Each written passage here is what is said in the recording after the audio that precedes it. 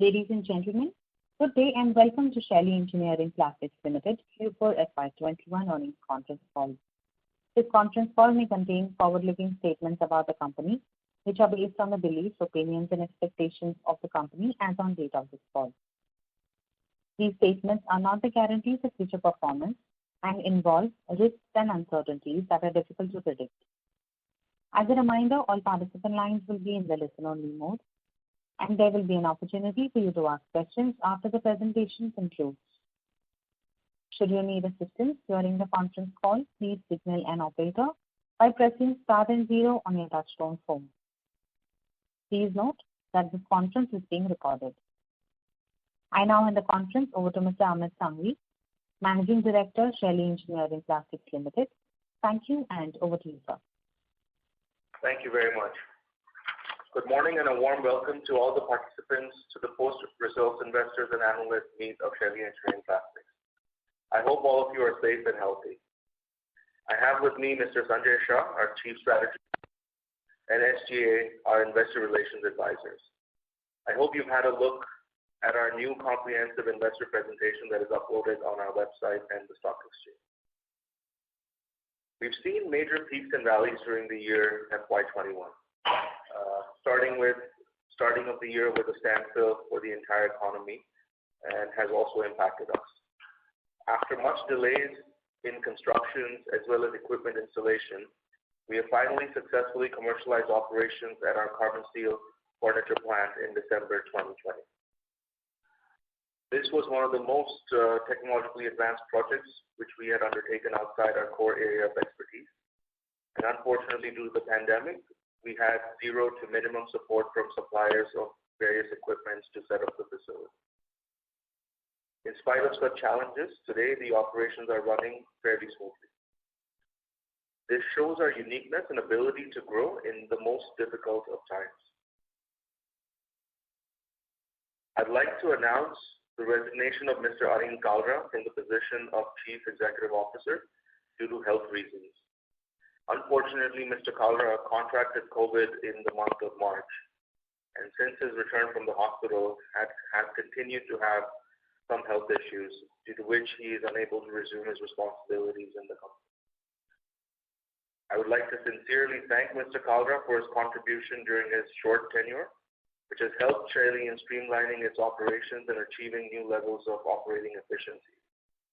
On behalf of the entire Shaily family, we wish him speedy recovery. We are actively looking for a new CEO and the vacant position over a period of time. Now some updates on the expansion of capacity announced in the previous calls. We have started construction of our new plastic plant at our new campus in Halol. There has been no delay due to lockdown, and we expect the plant to be fully operational in the first half of FY22. This will help us service new orders, especially the home furnishings orders. Let me now give some highlights on the business updates for the quarter for other segments. In toys, we started production of 2 products for one of the world's top 3 toy brands, post-approval in Q4 FY21. This production is currently ramping up and will further ramp up in FY22. In healthcare, I had announced during previous year annual earnings call regarding development plan for an auto injector. We are now several steps closer with likely industrialization by Q4 of FY22. And in addition, we have 2 new pens under development. This also includes supplies to global companies. We have also received order for supply of our child-resistant closures during the quarter. Overall, throughout the year, we have built a very robust order book, which shall help us grow in the years to come. We anticipate fairly substantial growth in the current year. Looking at our order book, we are fairly confident of achieving a much higher rate of growth in the current year. With each passing year, we're expanding our relationship with our largest customers in the home furnishings business, and alongside developing different verticals in the toys business by adding global giants of the toy world. It's been a mere one and a half years since we entered into the toy business with Spin Master, and we have now made our position even stronger with large orders from one of the world's top 3 toy brands, and are en route to becoming one of the preferred Indian suppliers in the toy industry. Healthcare segment is equally promising with tremendous opportunities laying ahead. At the end of FY22, we should have 3 additional platforms commercialized for both auto injectors as well as pen injectors. We are also expecting revenue to scale up from registration batch supply from our existing platforms and see significant ramp up over the next 2 to 3 years. The commercialization of carbon steel operations will help us in increasing the revenue trajectory as well as improve EBITDA margins as utilization levels pick up in the coming quarters. Once we complete our ongoing expansion, our growth trajectory will touch new boundaries both in terms of top line as well as bottom line. That is all from my side. I shall now hand over the call to Mr. Sanjay Shah, who will give you the operating and financial highlights of the quarter 4 of FY21. Thank you. Thank you, Amit. Good morning, everyone. I shall share with you the highlights of our operational and financial performance of Q4 and full year FY21, following which we will be happy to respond to your queries. During the quarter, we processed 4,356 tons of polymers as against 3,267 tons in Q4 FY20, which marks an increase of 33% on year-on-year basis. On a full year basis, we processed 14,602 tons of polymers as compared to 13,293 tons in FY20. Machine utilization rate was 56% in Q4 FY21 as compared to 64.5% in Q4 FY20. This was basically due to increase in the number of machines which we added for the toys business in our Halol and Rania facilities. Exports during the quarter stood at 77% of total revenue as compared to 68% in the same period last year. While for FY20, exports stood at 73% as compared to 69% in FY20. Our revenue stood at 109.8 crores during Q4 FY21 as compared to 79.6 crores for the same period last year, showing a growth of 38%. This double-digit growth is achieved on account of supply on carbon steel furniture and increased business on all other segments of business. On a full year basis, the company reported 360.6 crores of revenue as compared to 336 crores in FY20. This is in back of the first quarter being a washout during the current year. EBITDA for Q4 FY21 is 22 crores as compared to 15 crores in Q4 FY20. EBITDA margin stood at 20% in Q4 FY21, 130 basis point improvement over previous year same quarter. For full year FY21, EBITDA margin were at 62 crores as compared to 59 crores in FY20. EBITDA margin in FY21 were impacted in the second half due to withdrawal of MEIS benefits by the government post December. So that seems to be taken into account, and also post commercialization of the carbon steel furniture facility. Net profit stood at 9.7 crores for Q4 FY21, a growth of 39% year-on-year. For the full year FY21, the company reported a net profit of 22 crores as compared to 22.6 crores in FY20. Cash back for Q4 21 was at 15.3 crores as compared to 11.6 crores for the same period last year. For FY21, cash back was at 41.5 crores, same as FY20. For the quarter, we incurred a capex of 32.8 crores. That sums up to a full capex of 17.7 crores for the full year for FY21. We expect FY22 capex to be in the region of about 80 to 90 crores. With this, I would like to summarize on our operational highlights front and let you know that we are working actively towards diversifying our business model and better trajectory in the quarters to come as we want to start commercializing. This is all from our side. Now we can open the floor for Q&A. Thank you. Thank you very much. We will now begin the question and answer session. Anyone who wishes to ask a question may press star and 1 on their touchtone telephone. If you wish to remove yourself from the question queue, you may press star and 2.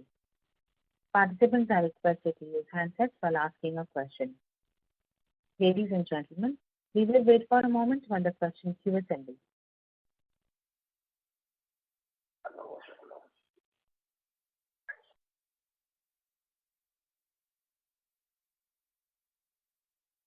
The first question is from the line of Pritesh Chheda from Lucky Investments. Please go ahead. Yeah, thank you for the opportunity and congratulations on improved traction and hope everything is safe and sound. My question is, with respect to these new business confirmations, which is toys, 6 projects, furnishings, incremental 180 crore order wins, and furniture 100 crore. When do we see in terms of their peak revenue potential on a quarterly basis getting achieved on these 3 business segments? And associated question in healthcare, I was a bit confused in your presentation. You are mentioning 2 to 3x revenue growth in 3 to 5 years. Just wanted to check it is 2 to 3x of revenue in next 3 to 5 years or growth, because these two means completely different. And these healthcare pens, which are 5 platforms and 12 projects, what should be the peak revenue potential and when should you deliver that peak revenue potential on a quarterly basis? Pritesh, last question will be very difficult to answer given that majority of our pens have been commercialized only in the last 12 to 18 months. Let me start with your first one. I think peak revenue potential for the new investments that we have made in the new plastic facility as well as carbon steel and toys is likely to happen by Q4, somewhere between Q3 and Q4 of FY22, which means that at that point we will have a run rate that represents the peak potential we have for the current capacity. What was your second question? Yeah, On the healthcare in the presentation, we are anticipating 2 to 3 times growth. So we're roughly looking at growing the business at somewhere between 35 and 45% year-on-year basis for the healthcare business. Okay. Just on the first answer that you mentioned, this includes all, right? This includes toys, 6 projects, furnishings, incremental 180 crore business, and furniture. All 3, you should be hitting the peak revenue potential on a quarterly basis by the end of this year. Yes. Okay. Our run rate by Q3, Q4 will be more or less at peak potential. Okay. My second question is, on the current asset which we have in the ground now, what kind of peak revenue is possible on this current asset? And did I hear it properly that you mentioned the capex for FY22 at 80 to 90 crores, or it was 18 to 19 crores? It was slightly inaudible, so I'm just trying to correlate the 2 things as well. It's 80 to 90 crores, which also includes the new plastic facility which we are setting up and expansion of the pharma facility. And what should be the peak revenue potential of the current asset base? With all the new investments put together. As Amit explained, with all the new investments which we are doing the ICAP or the home furnishing facility is basically getting commercialized by Q2, and we will hit peak revenue somewhere between Q3 and Q4. So, as Amit mentioned, when you look at the exit between Q3 and Q4, that's the peak revenue which we will achieve. That would be excluding this 80-90 crore of incremental asset, right? That will include the new plastic facility, but it will exclude the pharma facility. So pharma, we will probably not hit peak revenue this year. We will hit peak revenue next year. No, not next year either. Yeah. Pharma will be a slower ramp up in terms of the capacities that we put in. Of course, revenue will keep coming in, but peak revenue will be much higher. So can I correlate this way that your asset utilization is 58%? That is obviously excluding furniture. So that is, and you are at about 360 crores of revenue. Can I do the math that way in terms of the current asset on the ground can generate whatever 360 plus the utilization plus the furniture revenue? See, if you were to look at from a current asset base and then look at peak revenue, you should probably look at somewhere between 2 to 2.5. I would say an average of 2.25 is peak revenue from the current asset. Okay. This includes furniture or excluding furniture? This includes everything. Okay. Thank you very much. This was very helpful, and all the best to you, sir. Thank you very much. Thanks, Ritesh. Thank you. A reminder to the participants, anyone who wishes to ask a question may press star and one now. The next question is from the line of Ritesh Shah from Investec. Please go ahead. Yeah, hi. Thanks for the opportunity. And a couple of questions. First is, so if you can provide some color on the working capital days, specifically, there is a bump in few of the variables. If you can please detail that, that would be useful. So this working capital for the current quarter has gone up. It's on two accounts. One is blockage of funds on GST and MEI is one account, and second is overall inventory levels have gone up because we are executing multiple projects on the toy segment where inventory has come in quarter 4, which we will start looking at commercial. We have now commercialized those projects in Q1. So we expect as we move forward, we should basically be able to improve the working capital cycle between Q1 to Q3. Hopefully also realize the GST and MEI blockages as we move forward.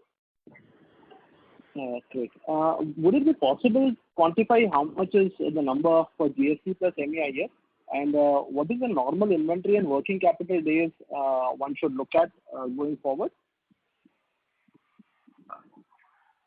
I think if you were to look at normalized inventory and working capital days or normalized net working capital, you should probably look at about somewhere between 75 and 85 days. We are today at a higher number and we are working towards bringing it down. Sure. And the question for GST and MEI, if I just have to adjust it? I will need to check that number. I'll get back to you on that. Sure. My second question was on MEIS and RODTEP. Is there any progress over here? And if one had to look at it on a full-year basis, was there some adverse impact because the new scheme has not been notified? So how should one look at, or if one had to adjust the numbers on gross margin basis, how should one understand that? So just to answer your first question, the total blockage on account of MEIS and GST is about 17 crores end of March. The new scheme has been notified, but the new scheme also excludes EOUs and there is no clarity in terms of rates and what will happen. So currently we are not accruing any benefit on account of the new scheme. So it will be very, very difficult for me to comment what do we and how will the new scheme pan out and what the benefits which will be available to us. Sir, Sanjay, is it possible if you can quantify it, how much was the benefit? I think it would be there for half of the year, right? I think if I'm not mistaken, the scheme expired in September, October something. After that, there was 2 crore per month. There was some cap which was levied. If you could just explain that, that would be useful. And has there been any proposal from you as a company or from industry specifically for RODTEP? So total benefit which we availed last year was about somewhere in the region of about 5 crores an hour.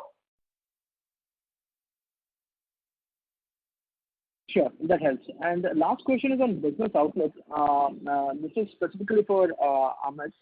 You did indicate the toys outlook, it looks promising, and you also did elaborate upon the platforms to be ready for both auto injector as well as pen injectors, and it's also there in the presentation. Can you put some more color over here on the size of the market opportunity that we are looking at? And basically, when you say that the business is promising, at what stage we are when we are interacting with this overseas customers? Thank you. Toys is the opportunity will be as large as our appetite. So essentially, I think we could scale up the toys business to where we are on our home furnishings business over the next, probably 4 to 5 years.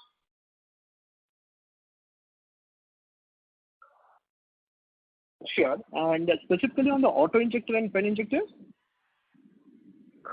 The opportunity size is very large, but we look at it from the perspective of molecules that we are supplying these pens into. If you if you take insulin away, then basically all the pen injectors that we supply have a combined revenue today of somewhere around $9.5 billion at an average price of $3. You'd be looking at a target market of 30 million pens in total, out of which, of course, we don't expect 30 million, but the generics we are working with, let's say, are able to take on 30% of the market share, then we'd be expecting somewhere between 10 and 15 million pens outside of insulin. Insulin is the opportunity is massive, very hard to quantify, but could be as low as 10 million to as high as 50 million. Sure. This is very useful. Is it possible if you can give color on the timeline on the scale-up over here? Because we do appreciate the technological advances, basically what the company has done, the product offering the company has. But eventually it boils down to the execution. So you did indicate in the prior question how you see the revenue ramp up. If you could provide some more color on how actually how you are visualizing the stuff over next 2 to 3 years. Any milestones that we can look at or monitor from outside? We have existing orders for insulin pen supply in the current year. We have orders for all the other pens, liraglutide, teriparatide. Again, small batches. When I say small batches, they're still somewhere between 100,000 pens to 500,000 pens. In the next financial year, we see this ramping up on 2 molecules particularly to about 3 million pens. And then 24 is when we will have, or our customers will have kind of a global market share on these molecules where we see substantial ramp up. So 24 onwards, we're looking at scaling up substantially. Yeah, this is very useful, and thank you for the detailed presentation. I wish you good luck. Thank you. Thank you. The next question is from the line of Kaushal Shah from Dhanki Securities. Please go ahead. Thank you very much, sir. My questions have been answered. Thank you. Thanks, Kaushal. Thank you. The next question is from the line of Arush Oberoi from Vista Delta Securities. Please go ahead.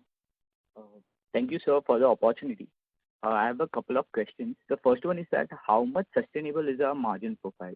And from when we will see the steel business impact on our margins? Sorry. What was the second question? From when we will see the steel business impact on our margins?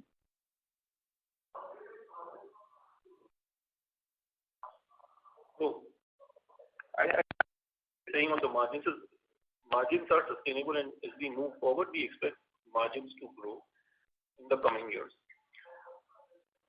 So that probably answers your first part of the question. We are seeing a gradual ramp up on our steel furniture business, where we expect full ramp up to happen probably by Q3, and that's when you will basically suppose that you should be able to see improvement in margins there. Okay.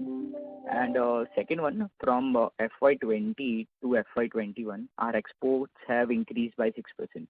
So do we have aggressive plan of increasing exports, or is it a temporary phenomenon?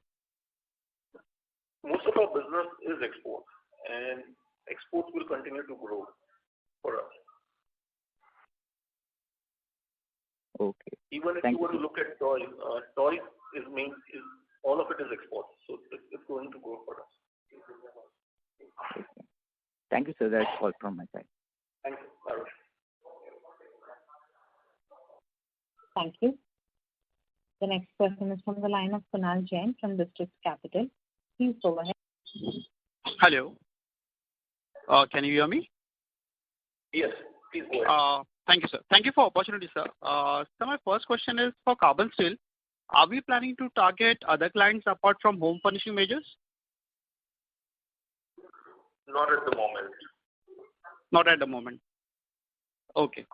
So my next question is mostly regarding the lockdown. So for our UK subsidiary setup, is there any delay due to lockdown or travel restriction? Are we expecting any loss of business due to the same? There's no loss of business, but yes, the setup is delayed, of course. Okay. We're looking at going stream in June. We are now looking at going on stream in September. So September, okay. And so for this past month, like April and May, did we face any logistic issues because of this lockdown, or any disruptions? There's issues every day. We're able to manage them at the moment, so So nothing major affecting numbers or anything like that. Not yet, no. Okay, sir. Okay, thank you, sir. These are my questions. Thanks a lot. Thank you. A reminder to the participants, anyone who wishes to ask a question may press star and one now. The next question is from the line of Atul Kothari from Concall Securities. Please go ahead. Thank you, sir, for the opportunity. Sir, I have just a few couple of questions. Sir, my query basically is in reference to the toy segment.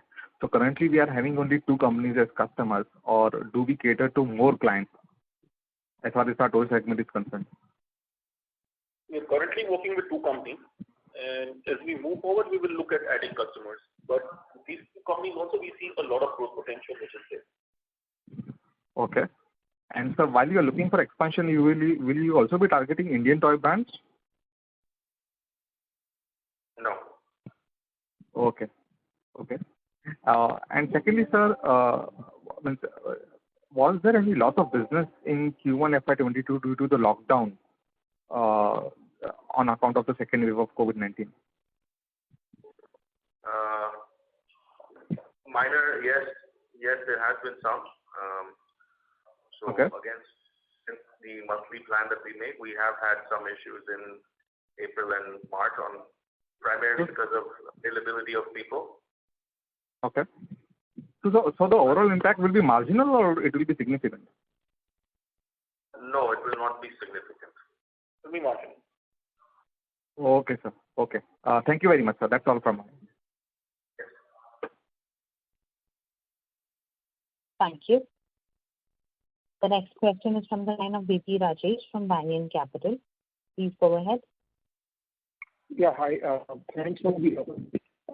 Just trying to understand your customer concentration. So in toys, as you said, you're only supplying to 2 customers. And I believe for the furniture, it's just 1 customer. What is the situation for any of the other businesses? If you can just elaborate on that.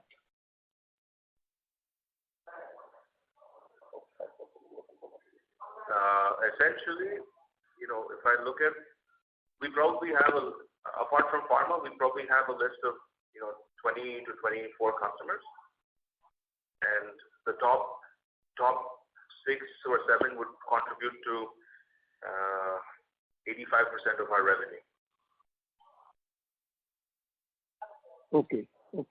And the large customer that you have on the right?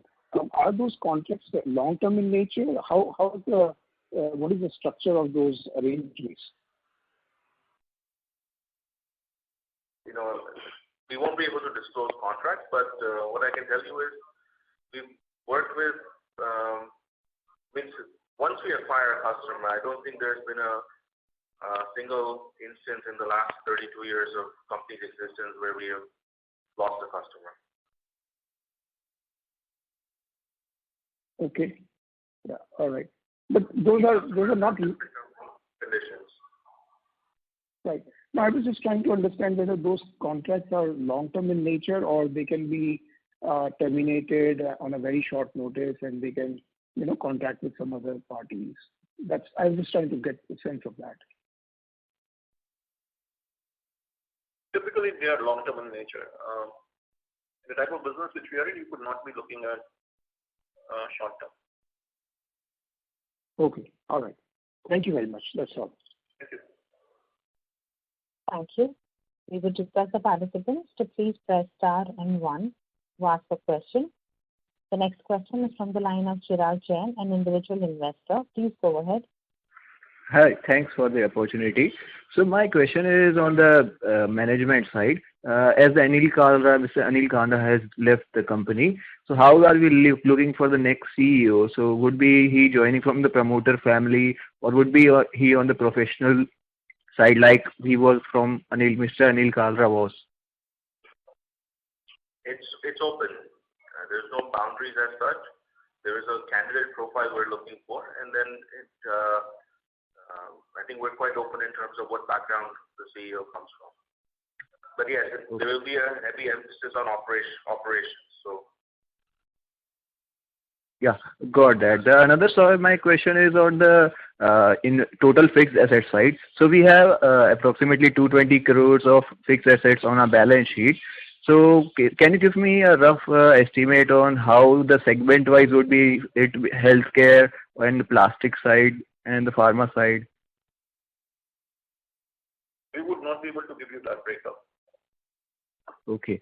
So because I was asking because for the past 4 or 5 years we have been not been able to work on the healthcare side. We have been lagging on that. So any color can you give on that because. Chirag, if you were to look at whatever we've been talking in the last 4 calls, we have said that healthcare has been probably one of our fastest growing segments in the last year, and we expect similar growth as we move forward in the next 3 to 5 years. Okay. So any color on that? Any estimates how far we can go? Any revenue, any margins? We'll not be able to put a number. What we have indicated also, as Amit mentioned earlier in the question which one of the participants asked, we are looking at a 2x to 3x growth over the next 3 to 5 years on the healthcare part of the business. Okay, got that. Thank you. Thank you. The next question is from the line of Manish Gupta from Solidarity. Please go ahead. 2 questions, Sanjay bhai. First one was that your gross block is about 220 crores right now, and there is about 23 crores of capital work in process. And to the question that Pritish had raised earlier, you said that peak revenue on this can be about 2 to 2.5 times, which we should see in Q3 or to Q4 of this year. Is this understanding correct? Yeah, so it will basically be between Q3 and Q4. Manish, what happens is we have different projects with different customers which will get commercialized at different periods of time. So there will be something which is getting commercialized in Q1, similarly something which is getting commercialized in Q2, and as we move forward, something which is getting commercialized in Q3. Okay. So this will again have different time frames. So somewhere between Q3 and Q4 is when you'll probably see peak revenue coming from the investments which we have made. Got it. So if I just do some very simple math on this, I want to make sure I've understood you right. So there's 220 crore of gross block and 23 crore of WIP. So that's about 243 crores. Let's just round it off to about 240 crores, right? Right. And right. You are saying 2 to 2.5x, asset turn. So if I take 2.25, the average of that, so we will come up to approximately, if I just do the math here, it's 240 into 2.25. So that's about 540 crores, right, on an annualized basis, right? So would I be right in my calculation that let's say Q4 of this year, you're saying Q3 to Q4, so let's just say Q4 of this year, your annualized run rate would be about 540 crores of revenue? Manish, you also need to take into account that we are looking at investing 80 crores in the current year, out of which a large part of the investment will be done by Q1. I would say 50% of the investment will be done by Q1, which is what also we are looking at ramping up between Q2 and Q3, which is a new plastic factory. Got it. So the way I have to look at it is on the existing investments, the run rate would be say 540 or something, plus the additional revenue on any investments you do in Q1 and Q2 of this year. Yes. Okay. Got it. Very clear. Second question is, based on what you know right now, what is your CapEx plan for the next few years? Like you said, 80 to 90 crores this year. Next few years, any visibility on what your CapEx plans are? Manish, a large part of our CapEx plan would get decided based on business confirmations which we have from customers. With some customers, we have some sort of a visibility in terms of what sort of growth are we looking at. And based on that, we would basically at some point of time need to set up one new factory for manufacturing toys as we move forward. So incrementally, I would say for every 100 rupees of revenue, you would probably look at somewhere between 2 to 2.5 of investment which would be required in CapEx. So, yeah. No, I get that, Sanjay. Right? My question is that... my mistake, yeah. Thank you. Got my mistake. For every rupee we invest in CapEx, would probably look at a revenue of somewhere between 2 to 2.5 is what we would look at. Yeah. No, I get that. My question is that do you have any visibility on aggregate CapEx you will do FY23, FY24, so on and so forth? FY23 will have a similar number as the current year. Okay, so fine. About 50 to 70 crores is what we will do in CapEx. Okay, excellent. Third question is, Amit, our historical challenge in the last few years has essentially been, not orders, but ability to ship orders out, right? So can you provide some color on, what we have done over the last, 12 to 24 months to strengthen this aspect of our business? We spend a lot of money on maintenance of existing facilities, tools, and machines. I think if you also look at our you will see a higher amount than previous quarters and previous years for repairs and maintenance. One thing we've done is we've tried to bring in our assets to a level where they can be much more efficient. From a manpower perspective, we haven't faced, except lack of manpower on account of COVID, we've not faced any other challenges probably since the lockdown ended. Doing quite well in that area. We have hired a lot of ITI grads. Our new facility, the hiring has already started. We have filled all key positions for our new facility and even some factory workers. But we are not classifying anyone as a factory worker in the new facility. They will all be skilled, and they will all be production team members. So we're trying to bring in a sense of belonging, at least in the new factory, where there's a greater level of motivation and being connected with the company in the new facility that will go on stream in July. Excellent. And last two questions. First one is that, in the nature of conversations that you're having now with the Swedish major or with the toy customers, are you seeing more complicated engineering or more complex engineering kind of orders coming to you? So is the level of skill that is required in these orders, is it increasing or is it more of the same? No, we see both. We see increased complexity projects also coming our way, and we see also simple products where there is a need for a very high output. Okay. Last question. That, a few years ago we had defined a vision for ourselves. We are obviously behind that, but, one can clearly see a lot of progress otherwise. Have you defined any new vision for yourself, say 5 years out, what margin profile or what revenue profile you think the company should be at? I have a vision, but I will not be sharing it at this point. I think we'll wait for this year to end. And then maybe apprise everybody of the vision.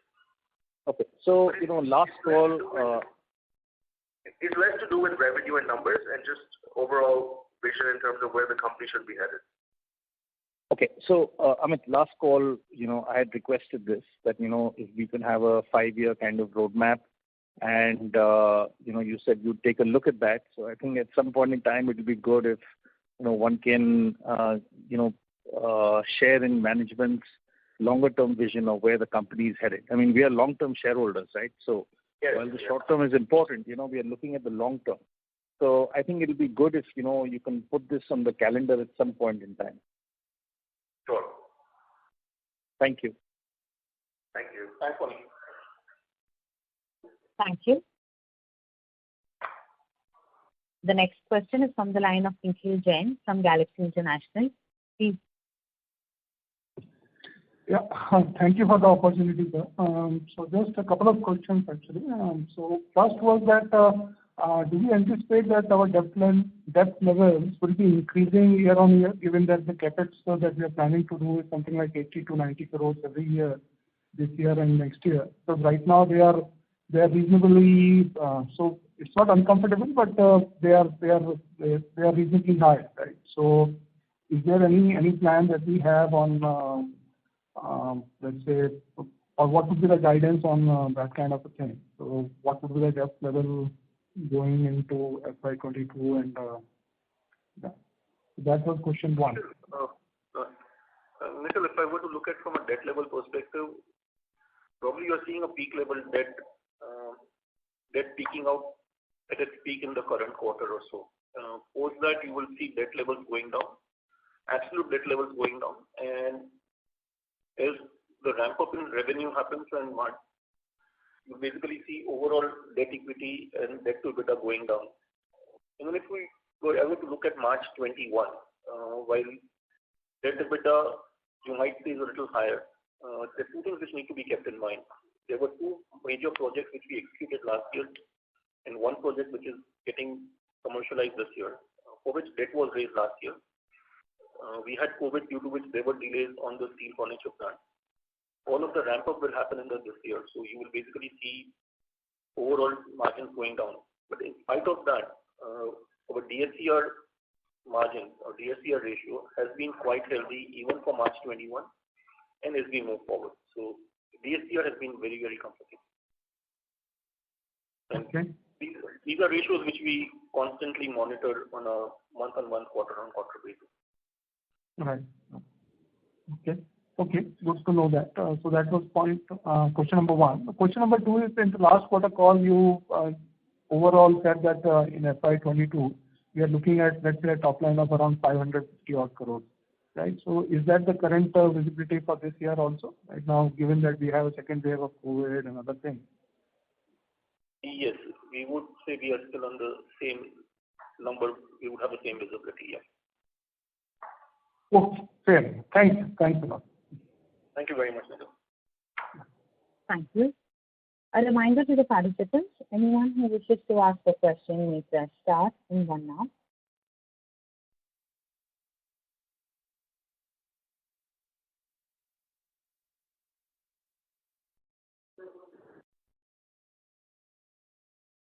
As there are no further questions, I would now like to hand the conference over to the management for closing comments.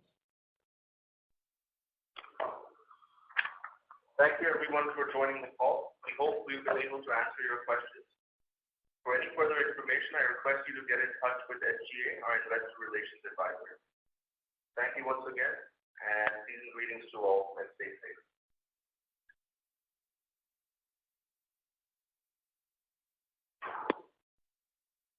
Thank you.